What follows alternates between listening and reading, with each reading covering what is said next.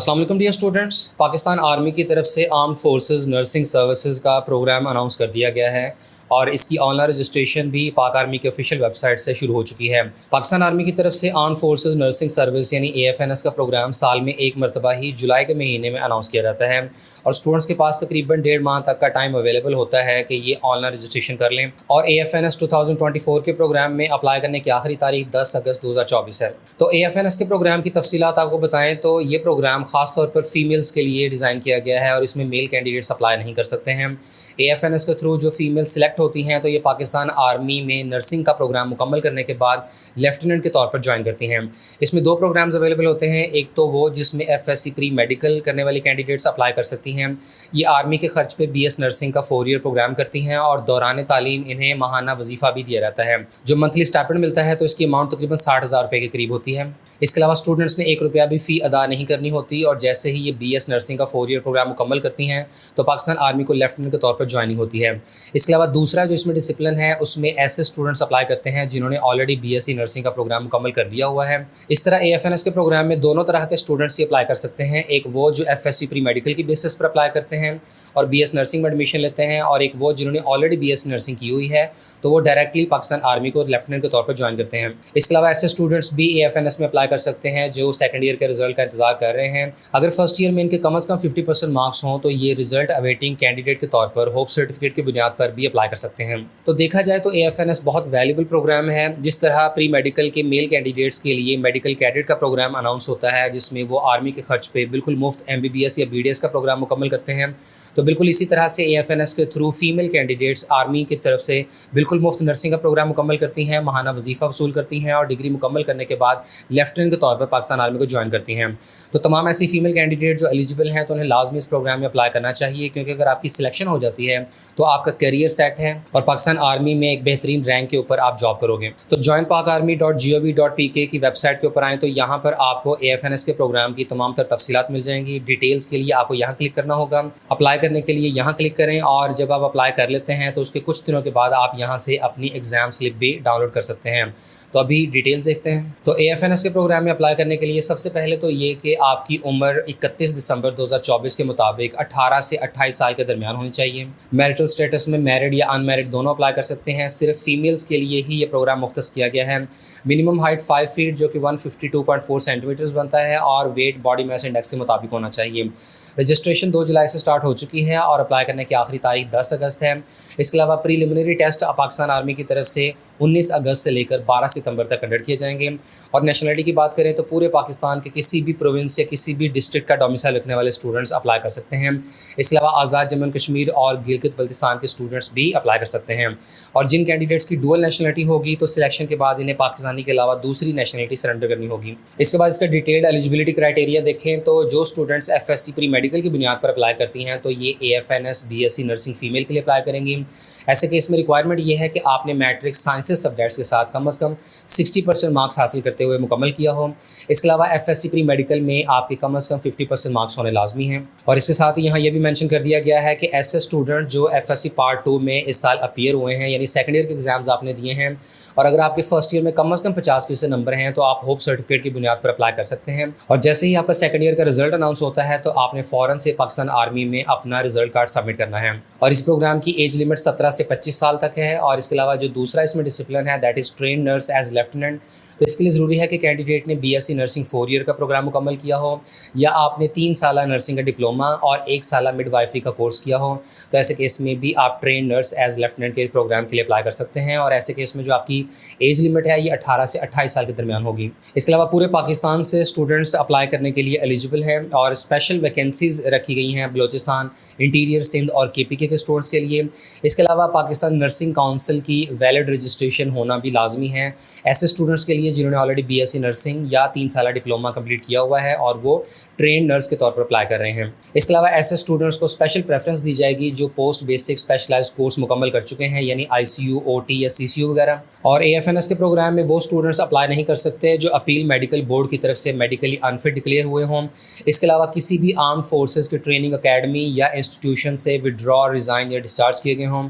اس کے علاوہ کسی بھی دوسری گورنمنٹ سروس سے ڈسمس یا ریموو ہونے والے کینڈیڈیٹس بھی اپلائی نہیں کر سکتے، اور جو students F S C pre medical کی بنیاد پر بی ایس سی نرسنگ کے پروگرام کے لیے اپلائی کرتے ہیں تو اگر تو یہ پہلے سے پاکستان نرسنگ کی طرف سے رجسٹرڈ ہیں تو یہ اپلائی نہیں کر سکیں گے۔ اس کے علاوہ کورٹ آف لاء سے کنوکٹ ہونے والے کینڈیڈیٹس بھی اپلائی کرنے کے لیے ایلیجیبل نہیں ہیں۔ اس کے بعد اس پروگرام کی رجسٹریشن سے متعلق بتائیں تو کینڈیڈیٹس دو طرح سے رجسٹریشن کر سکتے ہیں۔ پہلا طریقہ تو یہ ہے کہ آپ اسی ویب سائٹ کے ہوم پیج پر جو اپلائی ناؤ کا بٹن دیا گیا ہے تو وہاں پہ کلک کرتے ہوئے آن لائن اپلیکیشن فارم جو اوپن ہوگا تو اسے اسٹیپ بائی اسٹیپ فل کرتے جائیں اور آپ کی آن لائن رجسٹریشن مکمل ہو جائے گی۔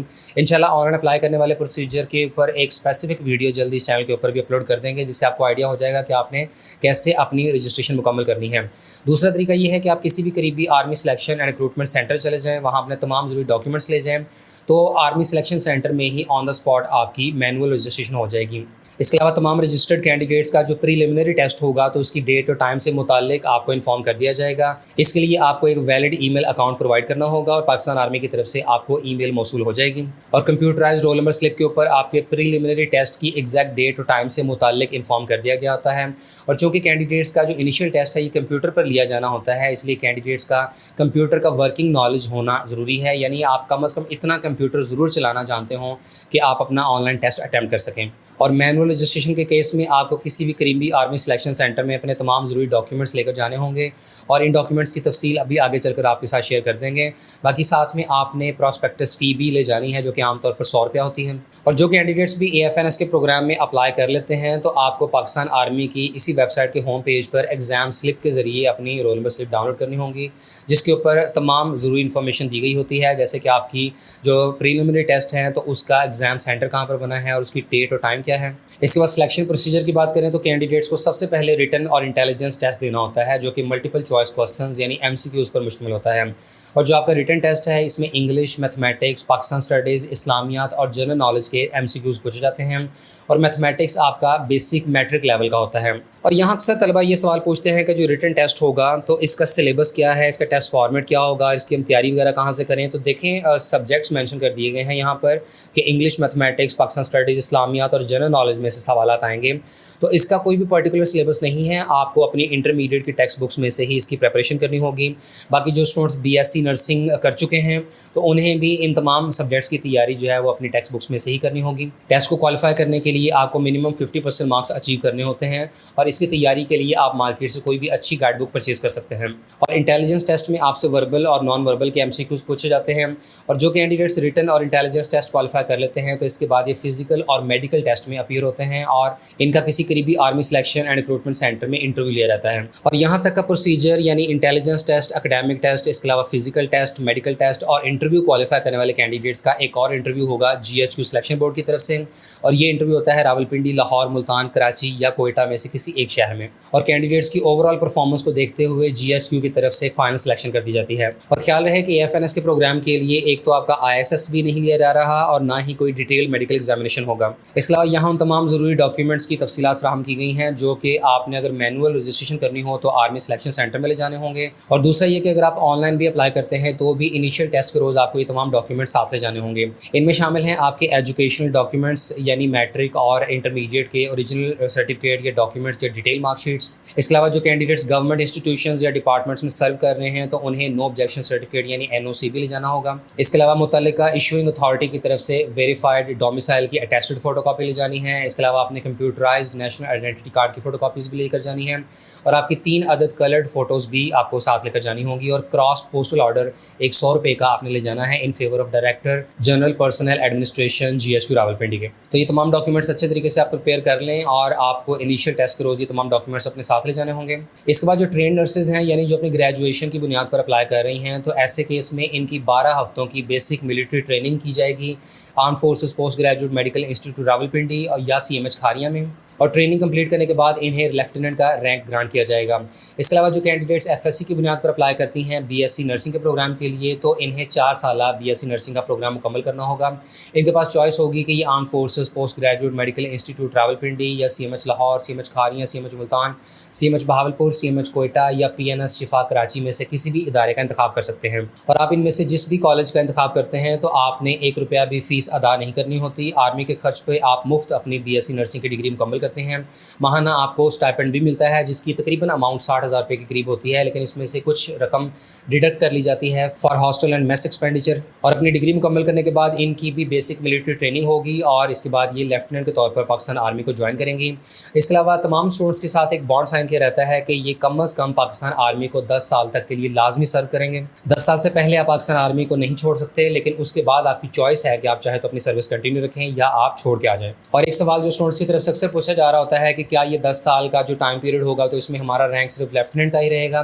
تو ایسا نہیں ہوتا ہے، بلکہ آپ اس میں فردر بھی اپنی پروموشن کروا سکتے ہیں اپنی پرفارمنس کی بنیاد پر، اور ان 10 سالوں میں کنٹینیوسلی آپ کا رینک امپروو ہوتا رہتا ہے۔ تو تمام ایسے اسٹوڈنٹ جو اس پروگرام میں اپلائی کرنے کے لیے ایلیجیبل ہیں تو لازمی آپ لوگ اس میں ٹرائی کیجیے گا۔ اگر آپ کی سلیکشن ہو جاتی ہے تو ایسے کیس میں آپ ایک بہترین کیریئر ڈیولپ کریں گے اور پاکستان آرمی میں رینکڈ آفیسر کے طور پر آپ جوائن بھی کرتے ہیں اور فردر بھی آپ کی اس میں پروموشن ہوتی رہتی ہے۔